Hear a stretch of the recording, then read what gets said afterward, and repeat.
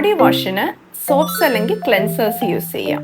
Cleansers dry skin അല്ലെങ്കിൽ atopic dermatitis ഉള്ള കുട്ടികൾക്കാണ് കൂടുതൽ നല്ലത്.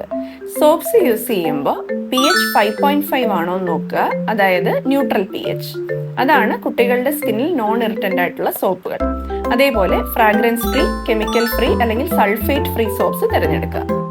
Second is protection. കുളി കഴിഞ്ഞ് ഡെയിലി മോയ്സ്ചറൈസേഴ്സ്, അതും മെഡിക്കൽ ഗ്രേഡ് മോയ്സ്ചറൈസേഴ്സ് പുരട്ടുന്നത് ശീലമാക്കുക. ഇതൊക്കെയാണ് എൻ്റെ റെക്കമെൻഡേഷൻസ്. മൂന്നാമത് സൺ പ്രൊട്ടക്ഷൻ. 6 മാസത്തിന് മുകളിലുള്ള കുട്ടികൾക്ക് ഡെയിലി സൺസ്ക്രീൻ യൂസ് ചെയ്യുന്നത് ശീലമാക്കുക.